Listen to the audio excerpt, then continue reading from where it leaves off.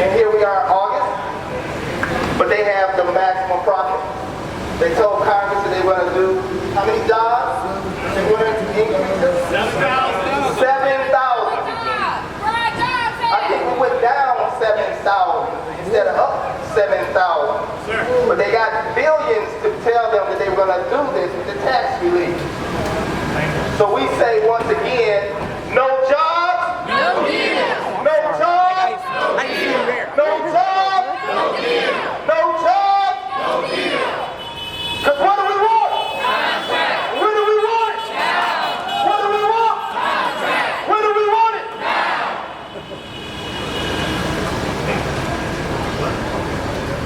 Hello, sisters and brothers. Yeah. My name is Charles Daniels. I'm the president of Local 4123. I'm honored to be here with all of you today. We are almost 4 months out now with no contract. Over 5 months tomorrow, trying to bargain a fair contract with a company that made $30 billion with a B dollars last year. Randall's a rat. Randall is a rat. And more importantly, they got a huge corporate tax cut. They went from 35% to 21%, which put an additional $20 billion in their coffers. And we don't have enough money to get a fair contract? They spent $85 billion on Time Warner. But we can't get a fair contract? How'd they make that money? Off us. Off our sweat. Off our work. And now there's none left for us? What are the 4 sticking points, right? Healthcare. We already pay too much for healthcare. And they want it to go up. They need more money. $30 billion wasn't enough. Number 2, Appendix F. Is it too much to ask to know when the end of your day is going to be? No. So that you can plan and go home to your family? Is that big of an ask? No. Of course not, because if you manage your load the right way, you don't have to force a bunch of overtime at the end of the day. That's not a us problem, that's a them problem. Right. But they keep it because they don't have any language for double time, so they can just force those guys non-stop. Ridiculous. ESC. They want to attack the employment security language that we currently have. So that folks that were surplus before, even though there's plenty of work, after 90 days, they'll be gone. And the last one, job security. There is plenty of work out there, we just don't get it. All we want is that if there's work to be done, we're the ones to do it. Stop outsourcing our jobs. Stop offshoring our jobs. Ever since I've been here, for 18 years, I hired in with Andy Kazicki, who's right over here, and it was Ameritech back then. And you didn't want to show your face in the times of Ameritech because it was so rough working for this company. They were so hated at that point. They were down, and we were down with them. And we fought and we worked hard to be the face of their company when we were out there doing the installations, doing the repair, fixing the stuff that they messed up. And in the centers, they were answering the phone 12 hours a day, getting yelled at, getting screamed at, fixing their screw-ups. And we brought it all back. And we brought them up to the point they were so profitable that SBC came in and bought them. Because there was money to be made there. And then they picked up AT&T and they said, oh, look at this brand name, AT&T Golden, because AT&T back in the day took care of the customer. Right. So they changed their name. And now all of a sudden, they're making $30 billion a year. So tell me, when you were down, and we were down with you, and we helped you pick it up, now we can't be up with you? What? Now there's no room for us? What? Every contract that we have bargained has had a pension in it.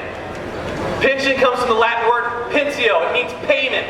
Right. It is a payment for a lifetime given to a company. We have given our lives to this company. Decades and decades of time. The only commodity you can't get more of. Right. To build your family. To be a part of something. To make those rich people even richer. Right. And they still look at us like we're the enemy. That we're the problem. Because there's been a shift. A shift in how corporations look at their workers. We are no longer part of the family. We're outside that circle. Now it's about making the rich people as rich as they can possibly be. Making money that you couldn't spend in 100 lifetimes. And it's still not enough. And what happens? What happens when there's no more union? Because guess what, everyone back there that's not union? We fight for you too.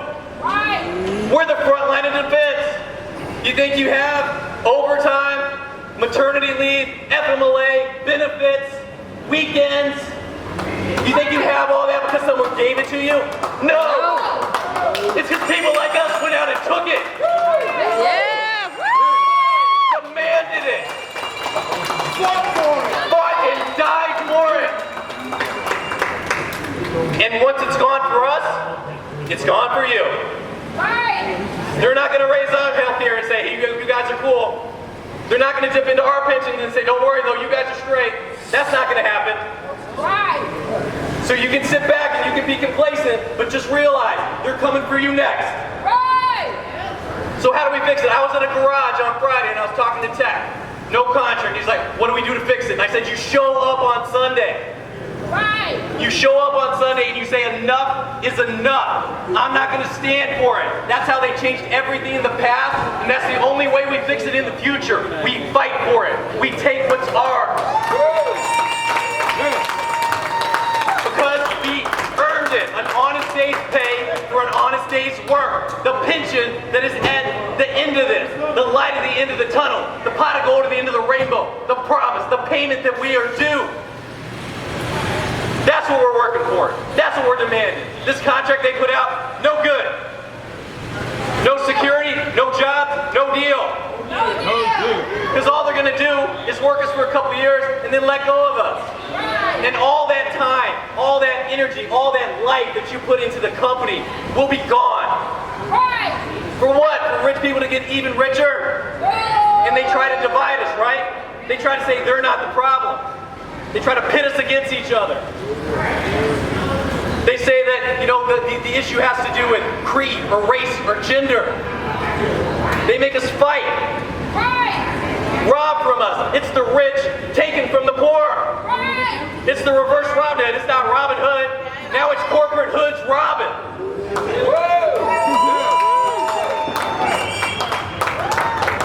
And it has to end. And it ends with us and people like us refusing to stop. Never letting this be acceptable. Holding people accountable. For those politicians that voted for those tax cuts, they have to know that that money's not coming to us. That money's coming out of our pocket to board these corporations.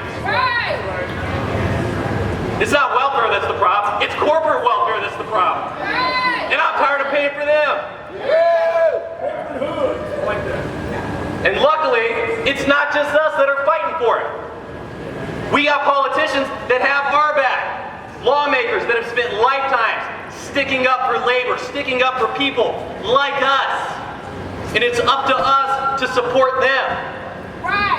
Because I guarantee you, if Tim Grimal ends up in the 11th Congressional District seat, currently held by Dave Trott, that anytime there is a labor bill in front of him, he will be on our side.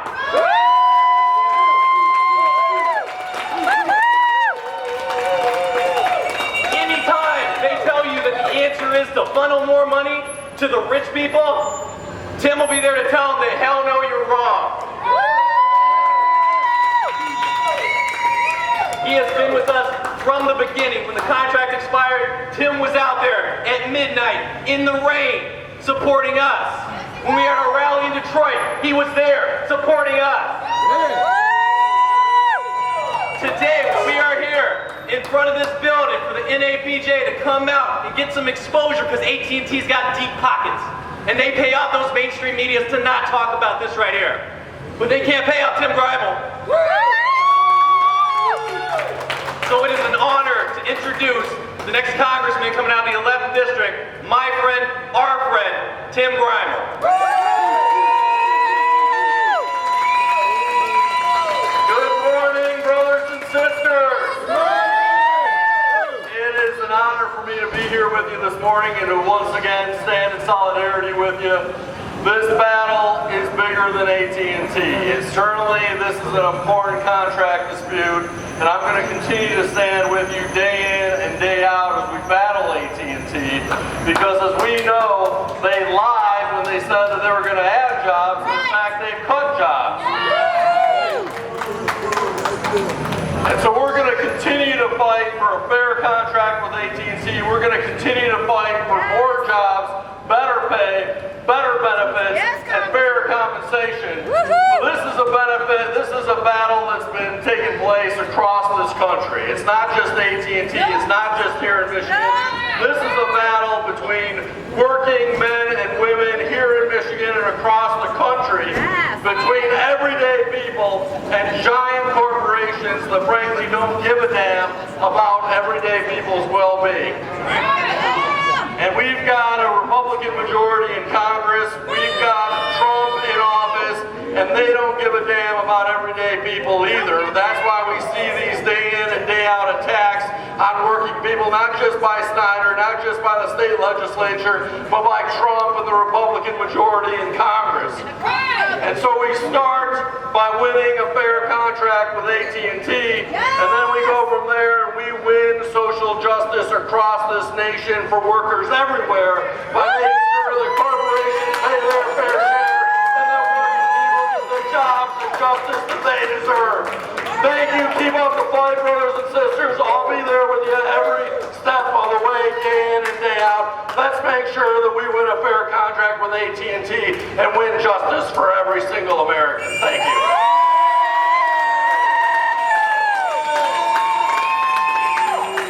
All right, everybody.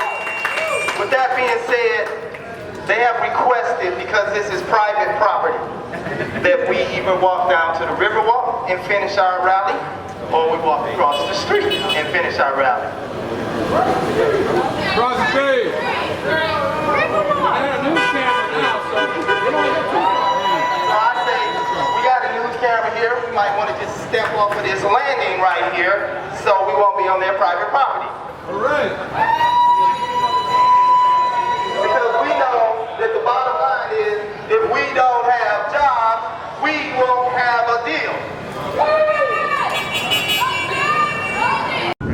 It's not even that they sent them to someone else here. They sent them out of America. Shouldn't our taxes help Americans? Should we be supporting the people that support the Philippines and the Dominican Republic and Jamaica before we support working Americans? No! That's where you want your tax money to go? No! No, and it has to end. The promise that was made is that it would help working class families. Right! Your job! I don't care what Scott Harvey said. I care what workers' wages are. There we go. I care that people that work 40 hours a week can support their families. Right!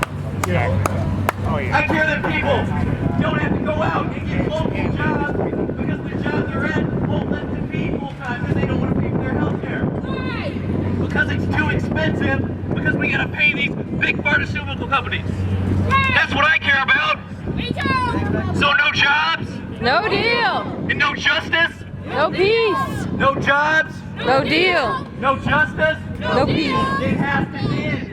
We have to be the ones to make it end. We have to be the spark, the catalyst, the fire that burns it down. Because otherwise, these kids aren't gonna have good jobs in the future. Right! What are they gonna do? We're raising families here. We're trying to take care of people. Right! No, they cannot live at home.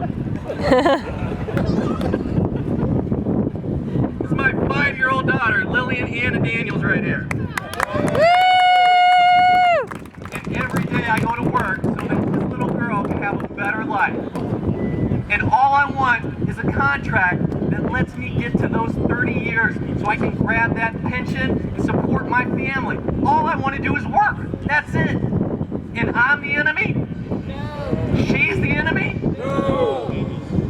This is where our tax money is supposed to be going, to help people like us. Right!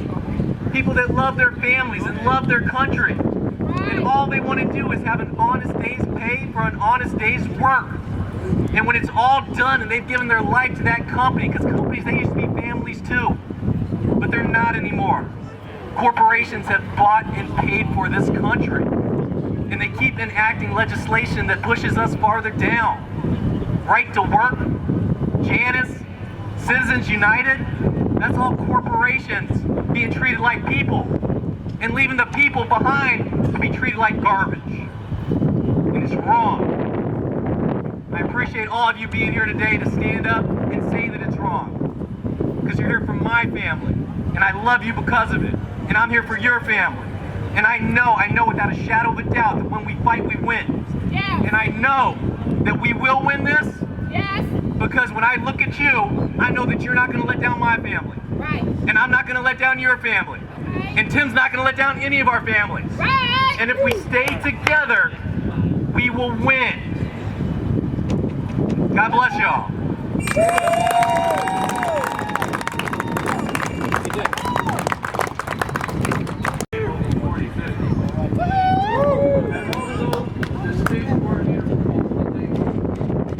So you can blame me if you don't like some of the activities. I want to thank y'all for coming out here. But I need you to go talk to your co-workers, our brothers and sisters that aren't here. Yeah. Okay? I was talking to a young man here, and he said, what's the plan? Now, we had a 5-day strike over a grievance, and the company didn't blame us. In my opinion, only based on the actions that was completely ignoring so far all of our mobilization efforts. The company's refusing to get off that last final offer. They refuse to talk about bringing work back to this country. They refuse to talk about stopping the contracting out of our work and being able to stay. Tell your co-workers. They want to contract your job out. They do not want to have any employees. They do not want to have a contract with the union. This is where they're going. So we've switched tactics. It's called taking it to the street. These petitions is an ongoing thing. I'm not asking you to go to neighborhoods you don't know. Go in your neighborhood. Get your neighbors, your friends, your families, and put their name on these petitions. Now, while it's ongoing, tomorrow at 11 a.m. in front of the empty building, 444 Michigan Avenue, the monument to AT&T screens. A road trip is happening. 3 displaced workers, our brothers and sisters, are going to be driving with some staff on the city tour, having a round table or a rally in each city they go through, on their way to Dallas to take 40,000 petitions that we already have.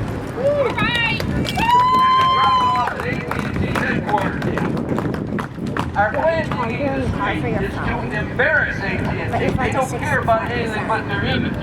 Right. And they're giving us all the It's only at 2%. ammunition we need. How are we gonna get back? Remember, it was them. It was our CEO, Randy Rott. He said to our Congress, you give me $1 billion in tax relief and I'll create 7,000 jobs. He got $20,000 in tax relief. And they started buying back stocks. And laid off 1,600 more people. And refused to talk about bringing work back. All we want the public to know is the CEO of AT&T is a liar, a bad citizen. How we get the public to know? Well, the Detroit News and Free Press won't publish our message. We sent out press releases, but they're not here. AT&T is a big advertiser. Nobody wants to anger them. So, where do we go? Friends, neighbors, family, take the message out. It begins here. You need every one of you. Grab petitions from your local. Make copies. Get as many signatures as you can with the message. AT&T live. To the Congress. They don't deserve the $20 billion. As a matter of fact, give the money back if you don't want to create jobs. Yeah. Give the money back to the American people if you don't want to get jobs. The money back. Give the money back if you won't create jobs. Give the money back if you won't create